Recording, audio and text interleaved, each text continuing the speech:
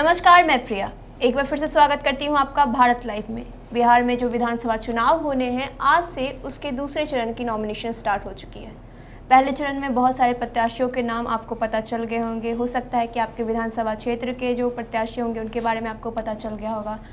इस बार जो है बहुत सारी चीज़ें जो इस बार जो राजनीति है बिहार की, वो बहुत कुछ कह रही है। इस बार बहुत कुछ हो भी रहा है जो कि कहीं ना कहीं इस बार जो प्रत्याशी खड़े हो रहे हैं, उसका जो प्लान बनाया जा रहा है वो कहीं ना कहीं नीतीश और तेजस्वी को टारगेट करते हुए बनाया जा रहा है। अब उस प्लान के बारे में मैं तो आपको उतनी अच्छी तरीके से नहीं बता सकती हूँ, आपको ये चीज़ें जो है बाबा बताएंगे। तो आइए जानते हैं बाबा, क्या है वो प्लान जिसके बारे में आप अक्सर चर्चा करते हुए नजर आ रहे हैं। तो ये बहुत सारी चीज़ें जो है वो सीधी आंखों से देखने के बाद भी आप देख तो सकते हैं, पर उसके पहलू में जाकर के उसका विवेचना करना एक अलग बात होती है। जी। कल प्रथम चरण के नामांकन का जब समाप्त हुआ तो हमने प्रपंच के माध्यम से बहुत सारी बातें बताई थी, हमने कुछ बातें स्पष्ट करके बताया था। लेकिन अब दूसरे चरण के नामांकन की भी प्रक्रिया शुरू हो चुकी है और उम्मीदवार अब स्पष्ट होने लगे हैं कि कौन कहां से चुनाव लड़ रहा है, किसकी क्या स्थिति है और कौन कहां से उछल करके आया है। जी बिल्कुल। किसको कहां से फेंका गया है, किसको उछाला गया है और क्या कुछ चल रहा है इसके भीतर खाने में, वो एक बड़ी महत्वपूर्ण बात है। लगातार भारत लाइव इस बात को कह रहा है। आपने देखा होगा कि संपादक मनीष शाह जी के साथ जब भी हम डिबेट में आते हैं, जब भी हम कोई विश्लेषण करते हैं, तो हम बिहार की राजनीति के उन अनछुए पहलुओं को जो भीतर खाने से निकाल करके हम रखते हैं, वो हम बताने का प्रयास करते हैं और वो बताने के बाद एक दो दिन के बाद वो मेन स्ट्रीम में बातें सामने आ जाती हैं। जी बिल्कुल। आपको भी याद होगा और बिहार के दर्शकों को भी याद होगा, भारत लाइव के जो भी श्रोता हैं उन्हें भी याद होगा कि हमने 121 122 का फॉर्मूला सबसे पहले दिया था। ये फॉर्मूला पूरी तरह से फिट। हमने ये कहा था कि चिराग पासवान एनडीए से अलग होकर के चुनाव लड़ेंगे। हमारे पोस्टर में भी बहुत सारे लोग महागठबंधन और एनडीए से बाहर थे। ये सारी बातें जो हैं अंततः सही साबित हो रही हैं। एक और बात साबित होने जा रही है कि हमने स्पष्ट तौर पे कहा था कि नीतीश और तेजस्वी के बीच में ये दो जो मुख्यमंत्री के प्रबल दावेदारों में से दोनों के में से हैं जी। उस उम्मीदवारी को लेकर के दोनों तरफ से इंडोर्स कर दिया गया है। जहां एक तरफ आपने देखा होगा कि कप्तान बनाया गया था नीतीश कुमार को, लेकिन नीतीश कुमार ने अंततः जब सीट शेयरिंग का फॉर्मूला तय करने की अंतिम बैठक दोनों संयुक्त रूप से करने लगे थे, उस समय उससे पहले उन्होंने ये बात भारतीय जनता पार्टी के मुंह से कहलवा दिया कि यदि एनडीए की सरकार बनती है, बिहार की जनता उन्हें समर्थन देती है, तो हमारे मुख्यमंत्री के रूप में नीतीश कुमार ही होंगे और जो नीतीश कुमार को मुख्यमंत्री मानता है वही हमारे साथ रहेगा, वही हमारी तस्वीर का भी प्रयोग कर सकता है। जी। इसका मतलब स्पष्ट था कि नीतीश कुमार जी को सीएम का कैंडिडेट घोषित करवाना था, हो गए। सेम वही बात उधर महागठबंधन में थी। जिन जिन लोगों ने ये बातें कही थी कि चुनाव के बाद हम सीएम उम्मीदवार तय कर लेंगे, ठीक है, आप अपनी पार्टी से आरजेडी से कर लेते हैं तेजस्वी यादव को, तो कोई दिक्कत नहीं है, लेकिन हम करेंगे। हालांकि मुकेश सहनी इस बात को समर्थन कर रहे थे और कहीं ना कहीं एक भीतर ही भीतर कांग्रेस भी इस बात को मान रही थी। लेकिन इसके साथ साथ अभी बहुत सारी बातें होनी थी जिसका भरोसा कहीं ना कहीं लालू प्रसाद और तेजस्वी यादव को नहीं हो रहा था, आरजेडी को नहीं हो रहा था। आरजेडी ने भी यही बात सबसे बड़ी पार्टी कांग्रेस से कहवा लिया जी। ये भी बातें हो गई, लेकिन ये दो जो मुख्यमंत्री के उम्मीदवार हो गए दोनों ही गठबंधन से, इसके अलावा एक तीसरे उम्मीदवार भी आ गए।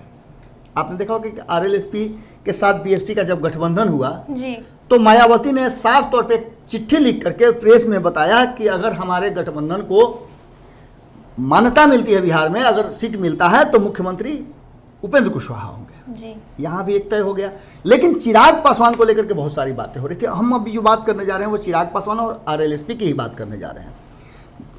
चिराग पासवान ने किसी के साथ कोई गठबंधन नहीं बनाया है, लेकिन चिराग पासवान सबसे बड़े दावेदार के सामने होकर के सामने आए हैं।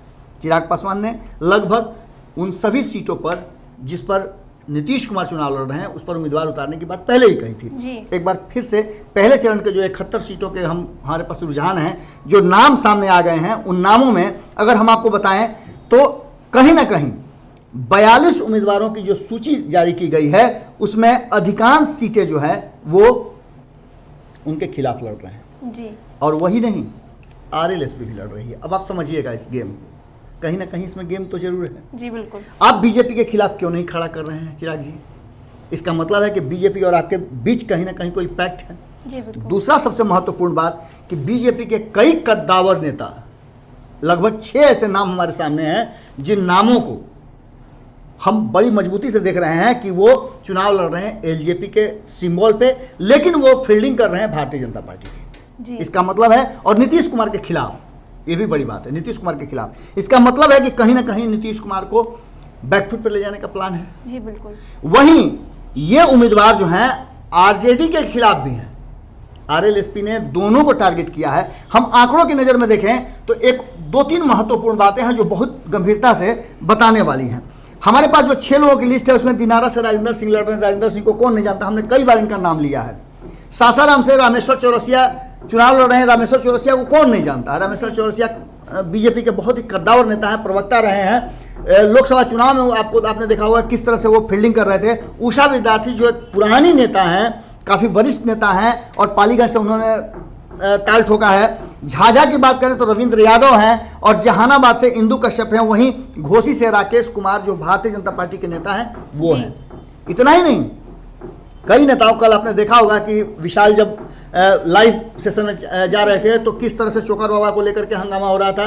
उनका टिकट काट करके जदयू के एक उम्मीदवार को वहां से लड़ाया जा रहा है जो कि मजबूत कहा जा रहा है। अब इन सब बात को लेकर के निश्चित रूप से कहीं ना कहीं कोई गेम जरूर चल रहा है। अगर बात करें तो उम्मीदवारों की, तो कुल 42 उम्मीदवार में से आप देख लीजिए कि जेडीयू के खिलाफ 35 उम्मीदवार उतार रहे हैं जी।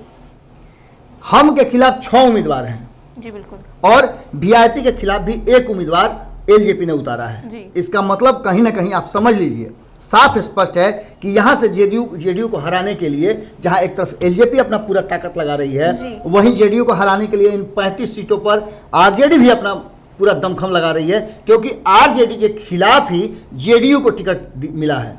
ये भी एक बड़ा पहलू है, इसकी हमने पूरी विवेचना की थी, आपको याद होगा। इसके बाद हिंदुस्तानी आवाम पार्टी को जो 7 सीटें मिली है उसके 6 में कहीं ना कहीं चिराग पासवान ने ताल ठोक दिया है और नीतीश कुमार को यह बताने का प्रयास किया है कि आप हमारे विरुद्ध लेकर के आए थे ना जीतन राम मांझी को, आइए फरिया लेते हैं जी। इस तरह की बातें हैं। वहीं अगर आरएलएसपी के उपेंद्र कुशवाहा की बात करें तो वो भी खुन्नस में है। वो लगातार अपने 42 अच्छा संजोग एक देख लीजिए कि दोनों ने सेम डेट में जी अपने उम्मीदवारों की घोषणा की गुरुवार को, और दोनों ने 42 उम्मीदवारों की घोषणा की। ये भी एक संजोग है या फिर कह लीजिए प्लान है जी। बिल्कुल, दोनों बातें हो सकती हैं। ऐसा तो कोई इंसिडेंट नहीं हो सकता है कि सब कुछ एकदम सही पटरी पर जा रहा है। इसमें आप देख लीजिए कि आरजेडी के खिलाफ आरएलएसपी 26 उम्मीदवार उतार रही है जी। आरजेडी के खिलाफ 26 उम्मीदवार उतार रही है। वहीं अगर देखें तो कांग्रेस के खिलाफ उसने 8 उम्मीदवार उतारे हैं, क्योंकि कांग्रेस से भी उसका खुन्नस था कि कांग्रेस अगर चाहती तो महागठबंधन से वो बाहर नहीं होते। सीपीआईएमएल की बात करें तो उसके खिलाफ भी वो 8 उम्मीदवार उतार रहे हैं। और अगर महागठबंधन की बात करें तो महागठबंधन में जेडीयू के खिलाफ उन्होंने 21 उम्मीदवार उतारे हैं। हालांकि सांकेतिक रूप से वो ये दिखाना भी चाह रहे हैं कि वो कहीं ना कहीं बीजेपी के भी विरुद्ध में हैं जी। लेकिन बीजेपी के खिलाफ उन्होंने बड़ी कमजोर उम्मीदवार उतारे हैं और हम के खिलाफ भी 2 उम्मीदवार उन्होंने उतारे हैं। इसमें सबसे बड़ी बात है कि आरएलएसपी के जो लिस्ट है 42 लोगों के, उसमें एक चीज तो साफ नजर आ रहा है कि कहीं ना कहीं वो, हम ये 26 और 21 इसलिए बता रहे हैं कि आरजेडी और जेडीयू दोनों जिस सीट पे चुनाव लड़ रही है वो आमने सामने लड़ रही है। हमने 22 सीटें ऐसी बताई थी जी। तो 22 सीटों में 26 और जो 21 है वो वही सीटें हैं। ऐसा नहीं, कंफ्यूजन नहीं होना चाहिए, 42 ही उम्मीदवार हैं, लेकिन आरजेडी जेडीयू दोनों लड़ रही है वहां चुनाव, और उस जगह पे आरएलएसपी ने अपने उम्मीदवार खड़ा किए। इसका मतलब है कि वो भी चाहते हैं कि कहीं ना कहीं इन लोगों पर दबाव और प्रेशर की राजनीति की जाए। अगर बाकी हम अगर जातीय समीकरण की तरफ देखें तो आप जानते हैं कि एलजेपी कैसी पार्टी है। एलजेपी को कहा जाता है कि गरीबों की, दलितों की पार्टी है। उस पार्टी ने सवर्णों पर ज्यादा भरोसा किया है जी। उनके 42 उम्मीदवारों में 18% सवर्ण है, और ये बातें हमने बहुत पहले कही थी। हमने बहुत पहले कहा था 18 उम्मीदवारों को, सवर्णों को जी एलजेपी ने कहीं ना कहीं स्थान दिया है। ये उनके 42 सीटों के में से 43% होता है। वहीं अपने जिलाध्यक्षों पर भी उन्होंने भरोसा किया है। अगर बात करते हैं महिलाओं पर भी उन्होंने भरोसा किया। 9 महिलाओं को उन्होंने 42 सीट में से प्रतिनिधित्व दिया है। अनुसूचित जाति की बात अगर करें तो 10 उम्मीदवारों को मिला है, और पिछड़ा एवं अति पिछड़ा की बात करें तो 13 हैं और अल्पसंख्यक 1 हैं जी। जहां एक तरफ MY समीकरण पर तेजस्वी यादव एक बार फिर से चले गए हैं, वहीं ये आंकड़ा देख करके स्पष्ट तौर पे लगता है कि ये पूरी योजना, पूरी प्लानिंग कहीं ना कहीं गुप्त रूम में बनी है। और इस गुप्त रूम की प्लान यही बता रही है कि नीतीश और तेजस्वी को आस्ते से इस रिंग से बाहर करना है और एक नया समीकरण लेकर के आना है। और एक चीज़ तो निश्चित रूप से है कि रामविलास पासवान के असामयिक निधन को लेकर के, खास करके चुनावी इस दौर में निधन को लेकर के निश्चित रूप से एक सिंपैथी वोट भी कहीं ना कहीं चिराग पासवान की तरफ जाएगा। और सवर्णों के साथ उनका ये जो तालमेल है, दलित और सवर्ण की अगर गठजोड़ हो जाती है तो आप समझ के चलिए कि एक बहुत बड़ा गठजोड़ होगा और कहीं ना कहीं नीतीश और तेजस्वी के जो उम्मीदें हैं, जो उस कुर्सी की तरफ देख रहे हैं, उस पर पानी फेर सकता है। जी, तो ये जो बड़ा प्लान जो चल रहा है, ये जो नई दौर की राजनीति कह सकते हैं, वो जो LJP की तरफ से लाई गई है, वो कहीं ना कहीं उनके अकेले से तो संभव नहीं है। कहीं ना कहीं उनका बैक सपोर्ट मिला हुआ है और लगातार बातें चल रही हैं कि बीजेपी जो कहीं ना कहीं मुखर जो नहीं हो रही है उनको लेकर, कहीं ना कहीं वो भी वही हैं उनके पीछे जो उनको बैक सपोर्ट कर रहे हैं और इन सारी चीज़ों को उन्हें समझा रहे हैं और एक नई दौर की राजनीति में उन्हें ला रहे हैं। तो ऐसे ही हम आप तक भी तमाम अपडेट्स लाते रहेंगे। ऐसे ही बहुत सारी बातें जो होंगी जो हम आपके सामने लाएंगे, नए नए तरह के विश्लेषण लाएंगे, ब्रेकिंग्स भी लाते रहेंगे। तो आपको ज़रूरत है कि आप हमें सब्सक्राइब करें, साथ ही लाइक, शेयर एंड कमेंट भी कीजिएगा। तब तक के लिए धन्यवाद। बढ़ाएं अपना कदम सक्सेस की ओर शिखर करियर इंस्टीट्यूट के साथ। शिखर करियर इंस्टीट्यूट पूर्वी भारत में एकमात्र कोचिंग संस्थान जो एक्सक्लूसिवली है मेडिकल एंट्रेंस एग्जाम के लिए।